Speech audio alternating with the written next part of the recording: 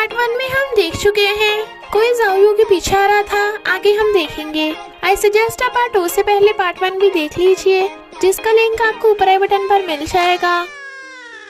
अगर आपको मेरी वीडियोस अच्छी लगती है तो लाइक और शेयर करना, और हाँ, कमेंट कर जरूर बताना।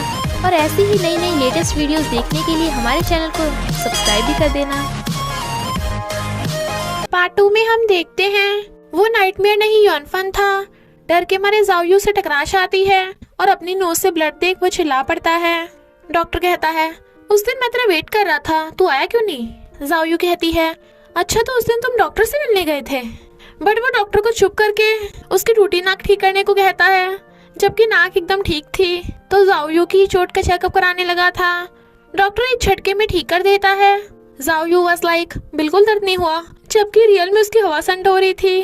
और फिर बॉय की खातिरदारी करती है, उसे कुंफू सिखा दे और वो यॉनफन की एक अच्छी बॉडीगार्ड बन सके, क्योंकि बॉय की हेल्प के बिना तो वो मर ही जाती। बॉय वाज लाइक, चलो तुम्हें पता चल ही गया, पर कुंफू आसान नहीं है, सहन कर भी पाओगी? जायू कहती है, ऑफ कोर्स। बट अगली पल कहती है, मुझसे ना हो पाएगा। बॉस के आवाज मारती है, वो भाग के आती है। यॉनफन कहता है, प्रैक्टिस छोड़ के मेरे साथ एक्टिंग करो, मैं सिखा दूंगा।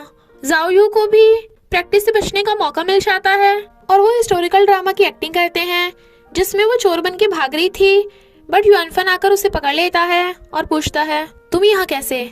उसकी बोलती बंद तो कहता है, तुम लाइंस भूल गई? वो कहती है, नहीं तो तुमने अच्छे से फाइट नहीं की। ही वाज लाइक, एक्टिंग करने को कहा है, कुंफू टीचर बनने को नहीं। फिर वो डायलॉग प्रैक्टिस करते हैं, जिसमें वो उसे क्लोज कर कहता है, मैं तुम्हें ढूंढ रहा था। वो कहती है, और मैं तुम्हें। दोनों किस करने लगे थे, बट एकदम से नर्वस हो जाते हैं। हार्ट बीट बढ़ने पे वो गट-गट पानी पी लेता है और जाओयू भी अपने रूम में भाग जाती है। बॉय कहती है, चलो प्रैक्टिस करो। वो कहती है, नहीं, पहले तो मैं फिजिकली थकी थी, पर अब मेरा दिल भी थक गया है, और सो जाती है। बट बॉय कहती है, शायद तुम्हें भी मेरी तरह सच्चाई पसंद है, इसलिए मैं सिर्फ तुम्हें दिखती हूँ, पर तुम एक अच्छी मार्शल आर्टिस्ट बन सकती हो। इसलिए खुद उसकी बॉडी में घुस जाती है प्रैक्टिस करने के लिए। यॉनफन बैठा अपनी और जाओयू की एक्टिंग देख हंस रहा था, बट किस दिन देख उसे कुछ कुछ होता है तो सो जाता है। मॉर्निंग में जाओयू को पता चलता है कि बॉय रात भर प्रैक्टिस कर रही थी, वो भी बेड पे। यॉनफन कहता है, तुम लेट हो, चलो जल्दी। वो कहती है, बाहर वेट करो, मैं नहा के आती हूँ। ही वाज लाइक, बॉस मैं हूँ ये? जाओयू कहती है, ऐसे तो बॉस मेरा मर्डर कर देगा। यॉनफन से सही से एक्सरसाइज नहीं हो रही थी तो कहता है, मेरा हाथ दुख रहा है, वरना मैं कमाल का हूँ, चाहे जाओयू से पूछ ले। पर देखता है जाओयू अकेली बड़बड़ा रही है। फुतो से पूछने जाने लगा था तो कहता है, उस पगलैट पे ध्यान मत दे, एक्सरसाइज कर। फुतो कहता है, उसने तुझे सिर्फ एक बार बचाया और तेरा दिल जीत लिया, पहले तो तू उसे बाहर फेंकना चाहता था। वो कहता है, नहीं तो मैं बस ऐसे बॉस रिएक्ट कर रहा हूँ। जाओयू को आइडिया आता है कि अगर वो गेम बनाने वाले को ढूंढ ले तो शायद बॉय को गेम वर्ल्ड में भेजने का कोई तरीका मिल जाएगा। और न्यूज से पता चलता है कि गेम क्रिएटर मिस्टर डाई ने फिर से गेम को चालू करने की बात टाल दी है, क्योंकि जब गेम बंद हुई थी तभी बॉय अर्थ पे आ गई, यानी गेम स्टार्ट होने पे वो वापस जा पाएगी। मिस्टर डाई से मिलने का एक ही तरीका है, वो है यॉनफन, क्योंकि वो उसे जानता होगा। पर हमें पता चलता है कि मिस्टर डाई को नाइटमेयर ने पोसेस कर रखा है। जाओयू को देख फूतो पूछता है, तुम्हारे तो चोट लगी थी? वो कहती है, ठीक हो गई, अब यकीन नहीं तो आजमा के देख लो। फूतो कहता है, अरे वाह, तुम तो सच में बहुत स्ट्रॉन्ग हो। और दोनों अपनी पावर दिखाने लगे थे। जेलस यॉनफन जाओयू को पकड़ के कहता है, मुझे भूख लगी है तो घर चलो, और उसे लिचाने लगा था। वो फूतो को बाय करती है तो कहता है, उसका नाम लेना बंद करो। बॉय जाओयू को जल्दी से यॉनफन से मिस्टर डाई के बारे में पूछने को कहती है, बट वो कहती है, पहले चेक करना पड़ेगा कि इस बॉस का मूड कैसा है, और जाके उसका शोल्डर दबाने लगी थी। वो कहता है, मुझे जान से मारोगी क्या? इतनी खातिरदारी कर रही हो, बताओ क्या चाहिए? वो कहती है, समझ गए, प्लीज मुझे मिस्टर डाई से मिलवा दो, मुझे कुछ पूछना है। वो कहता है, क्यों, तुम्हें ऐसा क्या पूछना है जो मैं नहीं बता सकता? वो कहती है, मिस्टर डाई से गेम के बारे में बात करनी है, मुझे पता चला है गेम में बहुत बड़ा वायरस है, तो क्या मिलवा दोगे? यॉनफन सोचता है, अच्छा तुम अपने आइडल से मिलना चाहती हो, तो बहाने काहे? और कहता है, मैं सोचूंगा, देखते हैं कल तुम कैसे रिएक्ट करोगी। शी वाज लाइक, कल ऐसा क्या है, नहीं हेल्प करनी तो मना कर देता। नेक्स्ट डे वो कहता है, मेरा गिफ्ट कहाँ है? वो कहती है, मुझे क्या पता था तुम्हारा बर्थडे है। वो कहता है, इम्पॉसिबल, अच्छा तुम अनजान बनने का नाटक कर रही हो, मुझे सरप्राइज देना चाहती हो। जाओयू को तो कुछ समझ ही नहीं आता, पर असिस्टेंट के इशारा करने पे वो हाँ कर देती है, बट फिर गिफ्ट लेने भागती है। युआनफन बेटा सोच रहा था कि जाओयू को उसका गिफ्ट बहुत पसंद आएगा और वो उसकी तारीफ करेगी। असिस्टेंट देख लेता है कि युआनफन ने किसी लड़की के लिए रिस्ट बैंड बाय किया है, तो कहता है बॉस आप किसी लड़की से लव नहीं कर सकते, आपका करियर ज्यादा इम्पोर्टेंट है। ही वाज लाइक मुंह बंद कर अपना।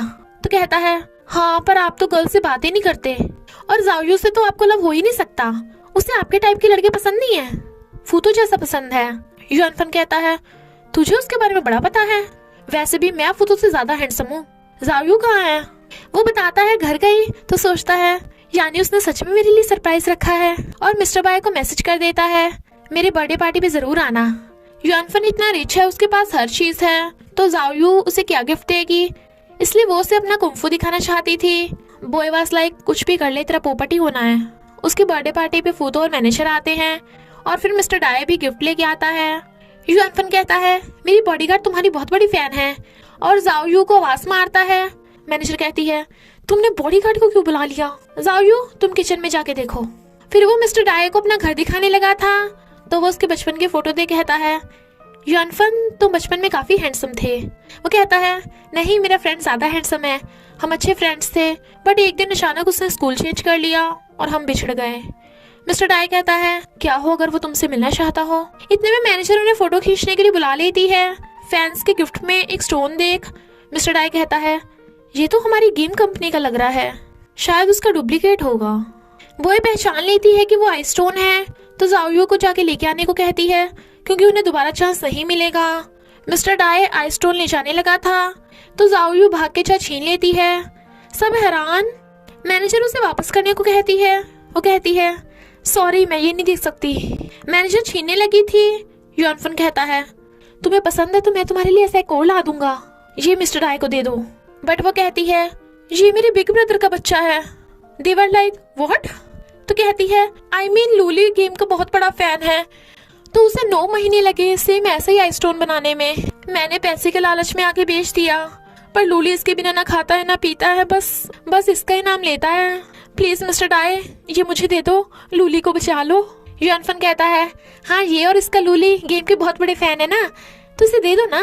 मिस्टर डाय हाँ कर देता है, तो वो खुश होकर मिस्टर डाय की तारीफ करने लगी थी, बट युआनफन उसे फेंक के कहता है इसे छोड़ो, केक काटते हैं।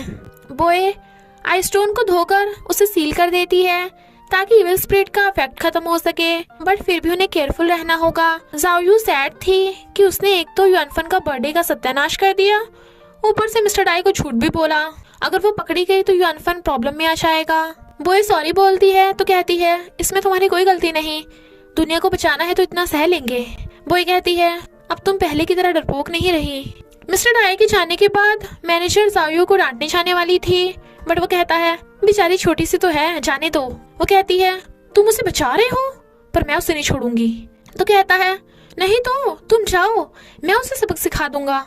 और फिर जाओयू से पूछता है तुमने पार्टी में झूठ क्यों बोला?